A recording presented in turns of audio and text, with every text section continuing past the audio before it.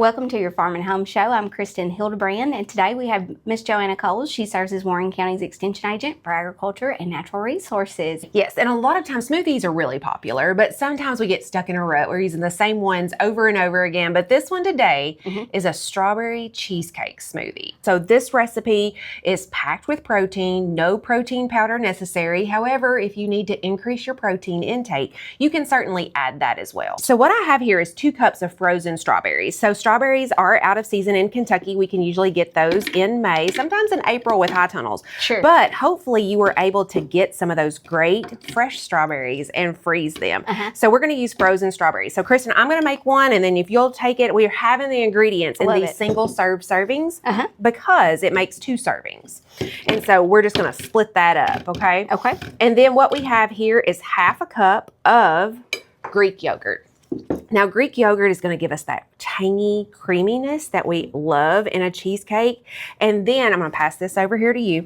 And it also gives some great protein. Okay. Yes. And so we're going to put a tablespoon that I've halved here of cream cheese. And that cream cheese is going to give us that great cream cheese cheesecake flavor that we all enjoy with that. So there's yours. And then we have 3/4 of a cup of cottage cheese. The cottage cheese is going to give us another 11 grams of protein plus.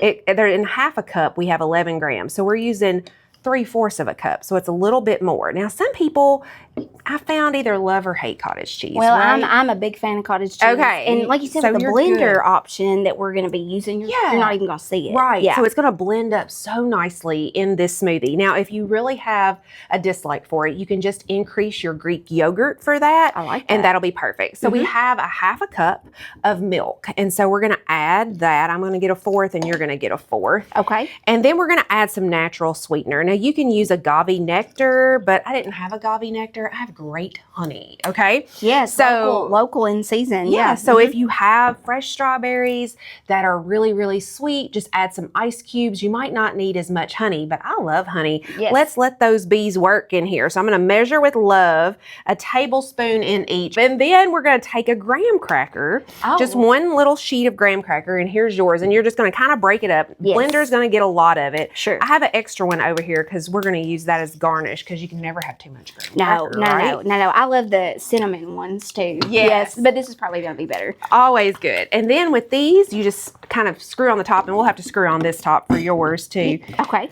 And then we just place this on the blender. Okay. And then we blend. This is nice and blended up here, Kristin. Yes. And so it does make 2 servings. So if this is what you want for 1 serving, you can either put this in the refrigerator after you blend it up, and it'll last for about 12 hours in the refrigerator, or you can put it in popsicle molds and it'll freeze it. You know, you can bring it out for a sweet cold treat, and it'll last for 3 months in the freezer. 3 months. And so, yes. And you know, we eat with our eyes, right? Presentation is important. And I know you've taught me a lot about that. And so with this smoothie, we can pour it into a glass, get a straw, but I think it always is fun when we can kind of embellish it a little bit. And so, and you won't even be able to taste it. So I think if you don't love cottage cheese, just give it a try. You never know, you might love it. And so we have a little strawberry, a little mint leaf here that we can kind of use that as an embellishment. Yes. And then of course, we want to crumble some graham cracker crumbles on top. I love it. You know, and so it's just a nice, fun little drink. I think your kids would enjoy making this with you in the kitchen. And, you know, I always think that trying new recipes, you know, some of them are going to be wins. Yes. Some of them might not be. But I think this one, how can you go wrong with strawberry cheesecake? And it supports our local strawberry farmers, our dairy farmers, and then it gives us a great treat with a lot of protein in it. Yes. And so I think it's a win-win. This particular recipe, with a lot of other recipes, is on the National Dairy Council. So if you type in dairy recipes or the National Dairy Council, and those come from a lot of dairymen across the country. And so I don't know if people have ever worked with dairymen, they know their cheese, they know their milk products, right? And so this is from a family that submitted their dairy recipe to share with the rest of the world. I love it. I love it. Thank you so much for being here to demonstrate this recipe, and go check out this recipe. Let us know if you like it, and then hope you enjoy that for the summer months ahead. Thanks for watching the Farm and Home Show. We'll see you again next time.